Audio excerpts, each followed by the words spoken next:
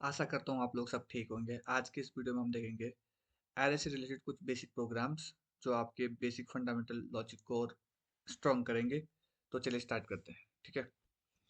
सबसे पहले देखते हैं कि एरे बनाते कैसे हैं सी प्लस प्लस में, ठीक है। तो इनिशियलाइजेशन और डिक्लेरेशन और इसका आउटपुट भी देखेंगे और कुछ और बेसिक बेसिक लॉजिक भी देखेंगे। तो चलिए स्टार्ट करते हैं। मैं इंट ए आर आर नाम से एक एरे बना रहा हूँ और इसका साइज को पहले ही फिक्स कर दे रहा हूँ, ठीक है। देखो, सी प्लस प्लस बोलता है कि यार अच्छा रहेगा कि तुम एरे के साइज को पहले ही फिक्स कर दो। ऐसा नहीं है कि आप एरे के साइज को फिक्स कर दो तभी एरे बन सकता है, नहीं। डायनेमिक एरे नाम की कोई चीज होती है जो हम हीप में बनाते हैं। कैसे बनाएंगे उसे एक नेक्स्ट वीडियो लाएंगे, उस पर वो बनाएंगे। अभी आज तो हम बेसिक समझ रहे हैं, तो ज़्यादा खिचड़ी न पालते हुए स्टार्ट करते हैं और आगे बढ़ते हैं, ठीक है। तो ऐसा समझो अभी कि अच्छा रहता है, एक स्टैंडर्ड मेथड होता है कि एरे को बताना पड़ता है कि इनिशियलाइज करते हुए कि यार तुम्हारा साइज कितना होगा, कि तुम्हारे अंदर जो वेरिएबल होंगे ना, टोटल कितने डेटा होगा, उस डेटा का साइज को हमें बताना होता है कि कितना डेटा रखूंगा मैं तुम्हारे अंदर। एग्जाम्पल के लिए मैंने ए आर आर नाम का एक एरे बनाया जिसमें मैंने बोला कि मैं 5 डेटा रखूंगा तुम्हारे अंदर, और वो 5 डेटा को मैंने रख दिया है ये करके 1 2 3 4 करके, ठीक है। या किसी का रोल नंबर हो सकता है या किसी के मार्क्स हो सकते हैं, कुछ भी हो सकता है, ठीक है। और एरे के बना ही इसलिए गया है क्योंकि जहाँ पे आपको क्या करना पड़ रहा है, एरे क्या है, एरे इज एरे की डेफिनेशन यही तो है। Array is a collection of similar homogeneous data type which is store memory continuous order. मतलब जो क्या करता है, सेम टाइप के डेटा को स्टोर करता है मेमोरी में, ठीक है। यही है एरे की डेफिनेशन भी। कि अगर आपको कोई ऐसी प्रॉब्लम, जहाँ पे आप ऐसी प्रॉब्लम फेस कर रहे हो भाई, जहाँ पे आपको सेम तरह के डेटा को स्टोर करना पड़ रहा है आपको, और डेटा जो है वो बहुत बड़ा है और बार बार आपको वेरिएबल बनाना पड़ रहा है सिमिलर टाइप के लिए, तो एरे यूज कर लो बस, ठीक है। तो देखते हैं सबसे पहले एरे में कि एरे, ये सारे एलिमेंट है, इनको आउटपुट पे देखेंगे कैसे। आपने एरे बना दिया, अब आउटपुट पे देखेंगे कैसे, ठीक है। तो आइटरेट करना पड़ेगा, हर एक एलिमेंट पे जाना पड़ेगा हमें। तो हमें int i equal to 0, i is less than, कितने एलिमेंट है, 5 एलिमेंट है, आई प्लस प्लस, ठीक है। सी आउट करो, कॉल करूंगा, ई आर आर आई को कॉल करूंगा, देखूंगा मैं कि क्या मेरे सारे एलिमेंट नीचे आउटपुट यहाँ पे दिख रहे हैं। आप देख सकते हो दिख रहे हैं। भाई जी अच्छा नहीं दिख रहा, दिखने में थोड़ा सा सुंदर बना दो, मतलब स्पेस ला दो ताकि दिखे सही से। 1 2 3 4 5 दिख रहा है। अब मैं चाह रहा हूँ सिर्फ एक एलिमेंट प्रिंट हो, तो मैं क्या करूंगा, तो मुझे आउटपुट इसकी जरूरत नहीं पड़ेगी, इसको मैं मार दूंगा कमेंट, सी आउट करूंगा, मुझे पर्टिकुलर एक एलिमेंट चाहिए। अब ध्यान से समझो, एरे होता है zero base indexing. Zero base indexing का मतलब ये होता है कि जो पहला एलिमेंट होता है ना, ये जीरो इंडेक्स पे होता है। इंडेक्स क्या होता है, इसको सिंपल भाषा में समझो कि असल में ये डेटा यहाँ है और एड्रेस कहीं और होगा मेमोरी में। मतलब इसको फास्ट ट्रिप करने के लिए, लेने के लिए, इसके एड्रेस को हम मेमोरी में कहीं पे दे देते हैं, इसके एड्रेस को हम कहीं दे देते हैं, ठीक है। तो जीरो बेस इंडेक्सिंग मतलब ये हो गया। और जीरो बेस इंडेक्सिंग क्यों होता है, इसका लॉजिक अगर सच में आप लोगों को समझना है कि भैया जीरो बेस ही क्यों होता है, तो प्लीज कमेंट करो। मैं इस पे भी एक वीडियो लाऊंगा और बताऊंगा इसके पीछे का जो मैथमेटिकल लॉजिक, कि जीरो बेस ही क्यों रखा हमने ये कॉन्सेप्ट, ठीक है। तो इसको ऐसा समझो भी कि ये जीरो बेस इंडेक्सिंग होता है, तो मतलब इस एलिमेंट को आप जीरो काउंट करो, जीरो पे है, ये 1 पे है, ये 2 पे है, ये 3 पे है, ये 4 पे है, ठीक है। ऐसा समझो अभी। तो मैं जीरो को कॉल कर रहा हूँ, तो अभी मेरा जो है 1 प्रिंट होना चाहिए। लेट्स सी 1 प्रिंट होता है कि नहीं। हो गया। तो भैया अगर मैं जीरो पे है तो ये 1 पे है, तो 2 पे है, 3 पे है, 4 पे। अगर मैं 4 लिखूंगा यहाँ पे तो 5 प्रिंट होगा। हाँ भैया, 5 प्रिंट होना चाहिए। देखते हैं करके। ओ अच्छा, तो अगर मैं 3 प्रिंट करूंगा तो क्या मेरा 4 प्रिंट होगा। हाँ भाई, होगा, डेफिनेटली होगा। अच्छा, ठीक है। और इसके साथ साथ आप क्या और क्या है इसमें नया, ठीक है, और क्या बता रहे हो इस वीडियो में नया। तो इस वीडियो में मैं, इतना तो आप लोगों को समझ में आ गया होगा। इस वीडियो में हम समझते हैं एक और चीज। नहीं, देखो, अगर इस एलिमेंट में ध्यान से समझो, यहाँ पे आपने दिए हैं टोटल कितने, आपने बताया ना, मैंने बोला था कि कोशिश की जाती है कि जितने एलिमेंट रखे जाए उसके साइज को फिक्स कर दें। देखो इसके फायदे और नुकसान है। फायदा है कि बहुत फास्ट रिट्रीव होता है, इसीलिए तो एरे में क्या होता है, सर्चिंग टाइम कॉम्प्लेक्सिटी जो होती है वो ऑर्डर ऑफ 1 होती है, मतलब कॉन्स्टेंट टाइम होती है, बहुत फास्ट होता है, ठीक है। बट इसके कुछ नुकसान भी होता है, जैसे कि अगर आपने साइज पहले फिक्स कर दिया, तो मतलब अगर आपको जरूरत नहीं पड़ रही उतनी, आपने पहले ले लिया, साइज ज़्यादा ले लिया, लेकिन जरूरत कम पड़ रही है, तो मतलब स्पेस जो आपकी मेमोरी यूटिलाइजेशन है आप अच्छे से नहीं कर पा रहे। मतलब आपने जो आपकी मेमोरी जो फालतू में ही क्या होगी, ऑक्यूपाई होगी, लेकिन आप उसका यूज़ नहीं कर पा रहे हो, ठीक है। ये इसका डिसएडवांटेजेस भी है, ठीक है। अब देखते हैं एग्जाम्पल के लिए, हमने तो रखा है साइज, तो हमने 5 ले लिया, लेकिन हमने डेटा हमने उसमें 3 ही रखा है, तो क्या होगा। तो उस केस में ये क्या करेगा, जो एक्स्ट्रा स्पेस, एक्स्ट्रा जगह है वहां पे स्टोर कर देगा कोई सिमिलर बाइट डेटा, और वो डेटा होगा जीरो। देखते हैं, ठीक है। तो आप देख सकते हो भाई, अच्छा आउटपुट इसलिए नहीं जा रहा क्योंकि मैंने क्या कर दिया है, इसको मैंने कमेंट नहीं, अनकमेंट नहीं करा अनकमेंट करने से, ठीक है। तो आप देख सकते हो, देखो 1 2 प्रिंट कर दिया, लेकिन 3 के बाद जो है 4 5 में 0 0 कर दिया इसने, क्योंकि आपने क्या करा है, ये बोल रहा है भाई तुम चाहे कुछ भी कर लो, तुमने स्पेस तो ले लिया 5, तो जो 2 जगह है वहां पे मैं डाल दूंगा कुछ इंट टाइप की वैल्यू, जिसका एक इंट का साइज आपको पता होना चाहिए कि it's depend on compiler to compiler, पर मोस्टली सब में एक इंट इज इक्वल टू जो होता है, एक इंटीजर जो स्पेस लेता है, मतलब इसको हम इंटीजर बोलते हैं, एक इंटीजर, ठीक है। ये स्पेस लेता है आपका 4 बाइट, ठीक है। मेमोरी, इतनी मेमोरी खाता है एक इंटीजर, मतलब अगर आपने 1 2 3 4 आप जो लिखते हो ना मेमोरी में, इतनी जगह लेता है ये बाइट में। बाइट बीट का कॉन्सेप्ट अगर पता है आप लोगों को कि एक बीट में कितनी बाइट होती है, तो आप लोग इसको अच्छे से समझ पा रहे होंगे, ठीक है। इतना खाता है, अच्छा। तो इसका मतलब ये है कि आप डेटा चाहे कम डालो ज़्यादा डालो, अगर आपने स्पेस जितना ले लिया उसने उतना, इसका यह मतलब है कि आपने असल में आपने कितना डाला यहाँ पे, अगर आपने एक एक इंट, मैंने आपको बोला है 4 बाइट का होता है, तो आपने कितना डाला यहाँ पे, 4 3 4 8 12, तो आपने 12 बाइट, आप बोल रहे हो आपने तो 12 बाइट का स्पेस लिया है, पर आप मेमोरी में देखोगे तो असल में मेमोरी इसने 20 बाइट ली होगी, ठीक है। 20 बाइट दी होगी, क्योंकि इसने क्या करा है, इसने बोला भाई कि तुमने बता दिया है पहले ही मुझे 5 साइज का, तुम्हारी मर्जी है, मैंने थोड़ा ना बोला तुम्हें ये करने को, तुम पूरा यूज करो, तुम पहले बता देते मुझे, समझ रहे हो, कुछ ऐसा ही बोलता है ये। तो ये बोलता है भाई कि तुमने स्पेस जितना ले लिया पहले बता दिया मुझे, उतना ही मैं करूंगा। इस बात को ऐसे समझो, ठीक है। और आप यहाँ पे नहीं लिखोगे तो क्या होगा,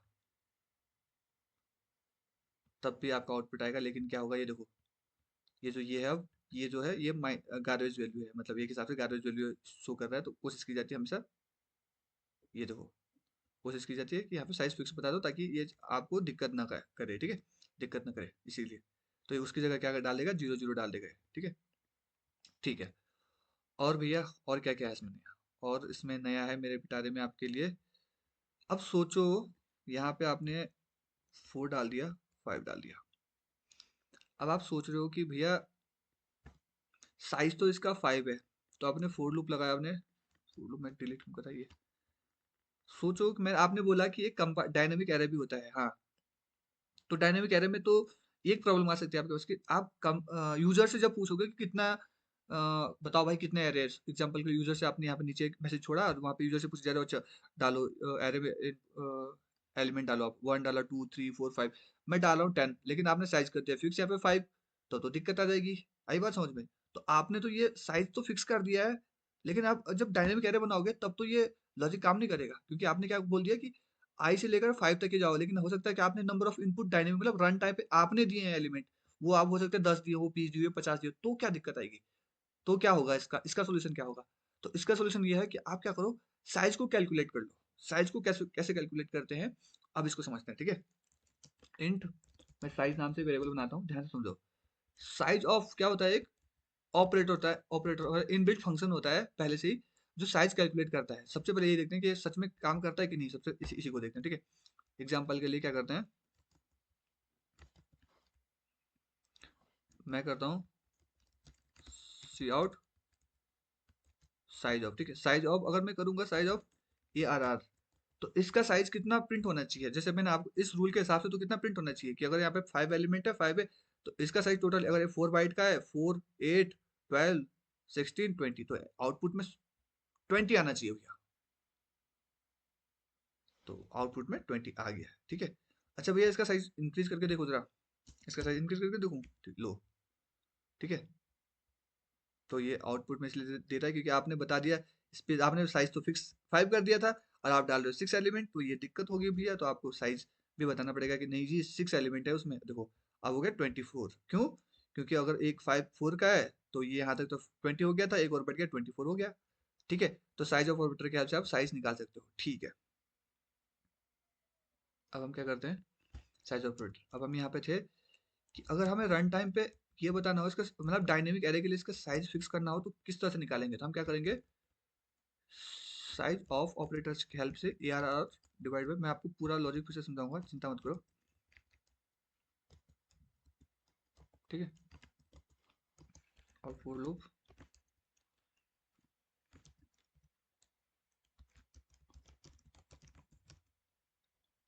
मैं सिर्फ साइज को कॉल करूंगा यहाँ पे, और फिर भी मेरा आउटपुट जो है सही से प्रिंट होगा, ठीक है। अब देखते हैं क्या मेरे सारे एलिमेंट सही से प्रिंट होते हैं कि नहीं, अब हमें ये देखना है। देखो सारे एलिमेंट प्रिंट हो गया, थोड़ा सा स्पेस दे देते हैं इनके बीच में ताकि सही से लगे। देखो अब ये डायनेमिक एरे की प्रॉब्लम को सॉल्व कर रहा है हमारी, ठीक है। मतलब हमें बताना नहीं पड़ रहा है अब यहाँ पे यूजर चाहे कितना भी साइज करे इसका इंक्रीज करे। एग्जाम्पल के देखो यहाँ पे 10 है ना, 10 कर देता हूँ। 10 से देखो, देखो प्रिंट कर देता है। मैंने आपको बोला था ना कि आपने साइज 10 होगा, लेकिन एलिमेंट आपने कम डाले होंगे तो बाकी में क्या डालेगा, वो 0 डालेगा। लेकिन फिर भी हमारा आउटपुट क्या हो रहा है, आउटपुट हमारा सही आ रहा है। आप चाहे कुछ कुछ भी डालो, ठीक है, आउटपुट हमारा सही आ रहा है। जैसे हमने अब इसमें 9 एलिमेंट डाले हैं तो 9 तक ये सही बताएगा, उसके बाद 0 बताएगा, ठीक है। तो आप समझ गए होंगे अब। तो इसका मतलब ये है कि साइज ऑफ जो हमने ये कैसे काम कर रहा है इसका लॉजिक समझते हैं आप, ठीक है। यहाँ से देखो ये उठा के जो है, जो काटा भागा जो यहाँ पे भी जो भी कर रहा है ना, मॉडुलस निकाल रहा है जो, उसको डाल रहा है साइज में, इसलिए हमने साइज को लिखा है यहाँ पे, इसलिए हो पा रहा है। अब इस लॉजिक को समझते हैं, इस लॉजिक से कैसे निकल रहा है इसका साइज, ठीक है। ध्यान से देखो, मैंने आपको ऊपर बताया था कि ARR10 का मतलब क्या हो गया। इसका मतलब होगा कि इसने जो है, एक जो होता है 4 कितने बाइट का होता है, एक होता है 4 बाइट का, एक कितना होता है 4 बाइट का इंट, एक इंट कितना है, एक इंट इक्वल टू 4 बाइट जो मैं ऊपर लिख चुका हूँ, ठीक है। तो 10 है तो 10 कितना होगा, 10 इंटू 4, 10 इंटू 4, तो कितना कितना होगा ये होगा 40 बाइट का, ठीक है, 40 बाइट का, ठीक है। 40 bite divide by,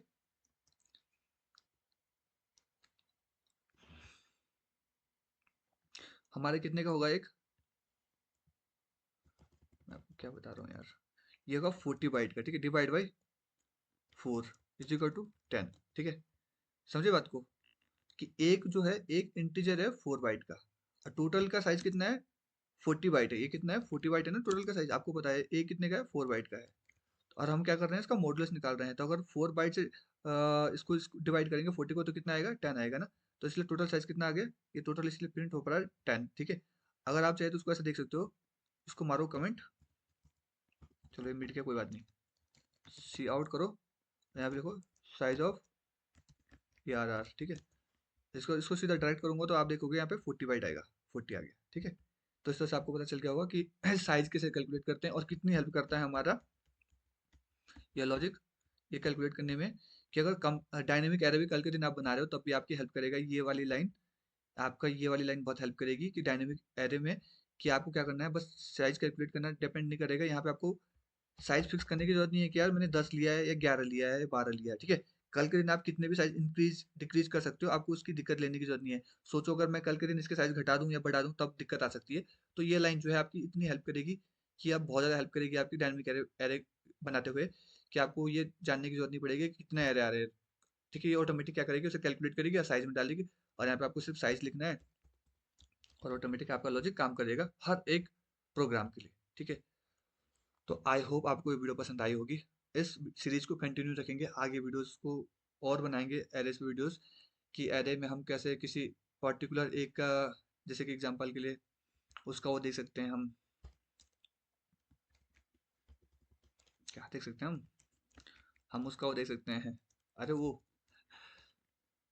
address, memory address, कि उस एड्रेस पे कौन सा एलिमेंट है, ठीक है। मैं पूरा ही खा गया एरे को, एग्जांपल के लिए 10 है, ठीक है, ठीक है। अगर इस पे कोई इस तरह से एलिमेंट है तो जीरो बेस जो जीरो पे एलिमेंट पे आपको एड्रेस पे रखा होगा एलिमेंट है, सी आउट है, ठीक है। तो इसका साइज क्या होगा, ठीक है।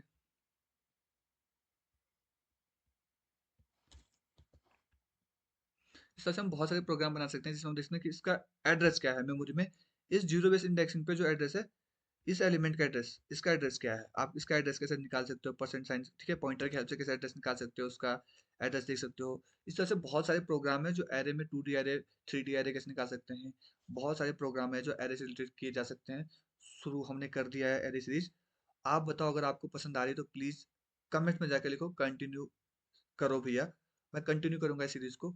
तो थैंक यू यार, वीडियो पसंद है तो वीडियोस को लाइक करो और चैनल को सब्सक्राइब करो, थैंक यू।